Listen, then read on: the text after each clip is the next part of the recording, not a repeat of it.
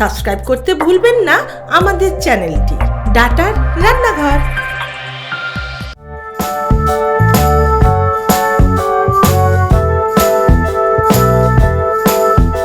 নমস্কার, আমি পূর্ণিমা সরকার মানিকতলা থেকে এসেছি। ডাটা রান্নাঘরে আগেও বহুবার আপনাদের সাথে রেসিপি শেয়ার করেছি, আবারও একটা নতুন রেসিপি শেয়ার করবার জন্য এসেছি। আজ আপনাদের সাথে যে রেসিপিটা শেয়ার করব সয়া কোফতা।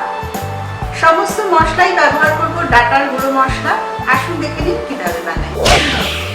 বানাতে যে যে উপকরণগুলো লাগছে, এখানে আমি সয়াবিন নিয়েছি 100 গ্রামের মতো। 10 মিনিট গরম জলে ভিজিয়ে তারপরে ঠান্ডা হওয়ার পর জলটা চেপে নিয়ে মিক্সারে গ্রাইন্ড করে নিয়ে এরকম একটা টেক্সচার এসছে। খুব একদম মিহি করে বাটবেন না, তাহলে কিন্তু খেতে মোটেই ভালো হবে না। আর বাইন্ডিংয়ের জন্য 2 চামচ এখানে আমি ময়দা নিয়েছি, পেঁয়াজ কুচি করে নিয়েছি, 4টে কাঁচা লঙ্কা নিয়েছি, আদা রসুন কাঁচা লঙ্কা বাটা নিয়েছি, 2টো টমেটো আমি বেটে নিয়েছি। এখানে স্বাদ মতো চিনি, ইচ্ছা করলে এটা আপনারা স্কিপও করতে পারেন। ধনে পাতা কুচি নিয়েছি, নুন স্বাদ মতো, জিরে গুঁড়ো নিয়েছি, ডাটার গুঁড়ো মশলা, হলুদ গুঁড়ো, ধনে গুঁড়ো, চিলি পাউডার নিয়েছি, আর এটা নিয়েছি কাশ্মীরি লঙ্কার গুঁড়ো রঙের জন্য, আর তেজপাতা। ফোড়নের জন্য নিয়েছি আস্ত গরম মশলা, আর ফোড়নের জন্য 2টো শুকনো লঙ্কা, আস্ত জিরে নিয়েছি, আর সবার শেষে গরম মশলা লাগবে। তাহলে শুরু করে দেওয়া যাক আজকের রান্না। কোফতাটা প্রথমে বানিয়ে নেবো। কাজের সুবিধার জন্য তেলটা আগেই বসিয়ে দিয়েছি গরমের জন্য। প্রথমে আমি সেদ্ধ করা সয়াবিনটা নিয়ে নেব। বাইন্ডিংয়ের জন্য এখানে 2 টেবিল স্পুনের মতো ময়দা নিয়েছি। সামান্য একটু পেঁয়াজ আমি গ্রেট করে দেবো এখানে।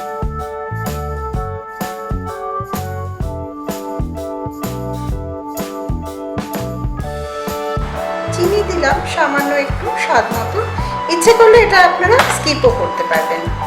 নুন দিলাম স্বাদ মতো, চিলি পাউডার দিলাম সামান্য একটু, এটাও আপনারা আপনাদের স্বাদ বুঝে দেবেন। 1/2 টিস্পুনের মতো জিরে গুঁড়ো দিয়েছি, ধনে গুঁড়ো দিলাম 1/2 টিস্পুন, রঙের জন্য কাশ্মীরি লঙ্কার গুঁড়ো দিলাম, আদা রসুন বাটা দেব 1 টিস্পুনেরও একটু কমই দিলাম। এবার সমস্ত উপকরণ ভালো করে মেখে নেব।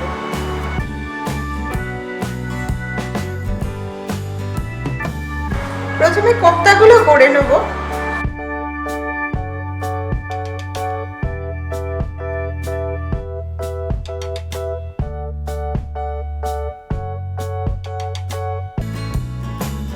এখানে আমার 7টা কোফতা হয়েছে। কোফতাগুলো এবার ডিপ ফ্রাই করে নেব।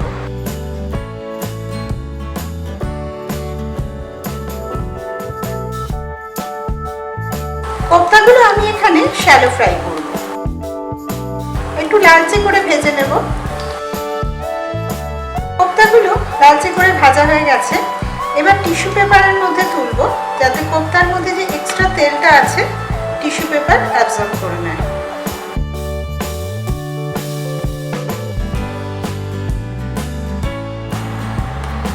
ইচ্ছে করলে এই রান্নাটা আপনারা সাদা তেলেও করতে পারেন, সর্ষের তেলেও করতে পারেন। আমি এখানে সাদা তেলে করছি। প্রথমে ফোড়ন দেবো, ঝালটা নিজেদের স্বাদ বুঝে দেবেন।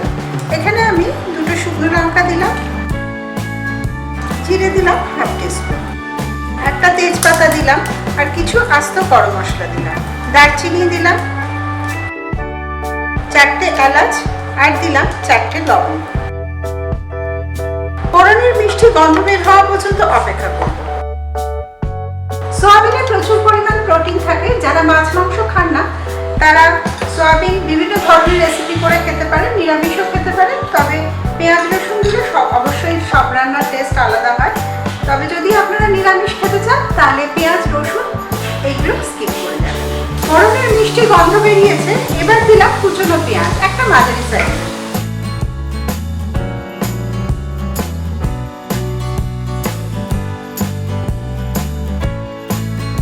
পেঁয়াজের কাঁচা ভাব না যাওয়া পর্যন্ত এটা রান্না করব।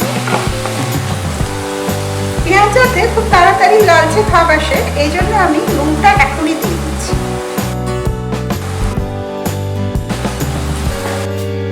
পেঁয়াজের কাঁচা ভাব চলে গেছে, এবার 1 টিস্পুন আদা রসুন কাঁচা লঙ্কা বাটা দিলাম।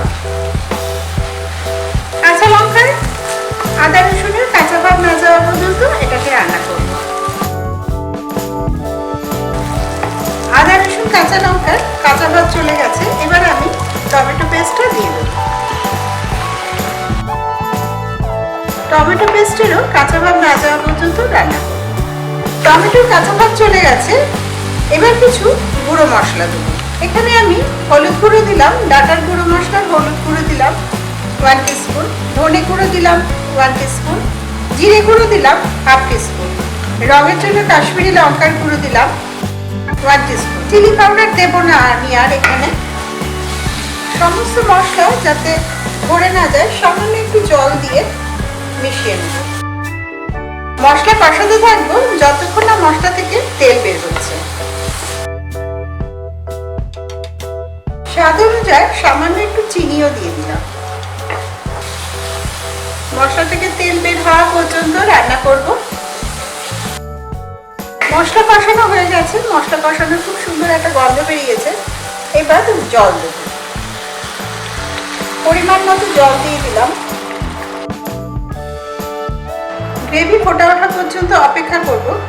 গরম মশলা দিলাম 1/2 টিস্পুনেরও একটু কম, ধনে পাতা দিয়ে দিলাম, রঙের জন্য কাশ্মীরি লঙ্কার গুঁড়ো দিলাম। গ্রেভি ফুটে ওঠার পর তারপরে আমরা কোপ্তাগুলো দেব। গ্রেভি ফুটে উঠেছে, এবার কোপ্তাগুলো এক এক করে দিয়ে দেব। এই অবস্থাতে খুব বেশিক্ষণ রান্না করার দরকার নেই, তাহলে কিন্তু কোপ্তাগুলো ভেঙে যেতে পারে। 1 থেকে 2 মিনিটের মতো গ্রেভি ফুটে উঠলে গ্যাস অফ করে দেবেন। চাপা দিয়ে রাখবেন 5 মিনিটের জন্য স্ট্যান্ডিং টাইম, তারপর পরিবেশন করুন। সোয়া কোপ্তা কারি একদম তৈরি পরিবেশনের জন্য।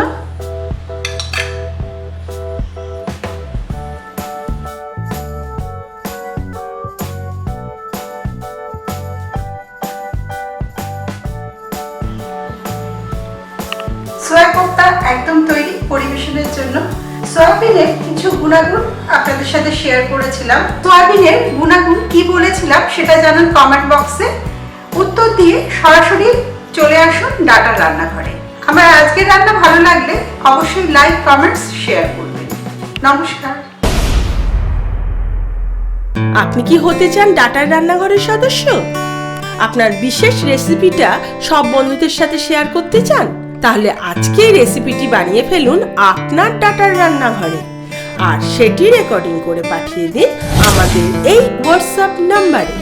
আমাদের বিচারকদের সিদ্ধান্তে যদি তা গ্রহণযোগ্য হয়, তাহলে অবশ্যই পরের পর্বে ডাটার রান্নাঘরে পাবেন আপনার তৈরি করা রেসিপিটা।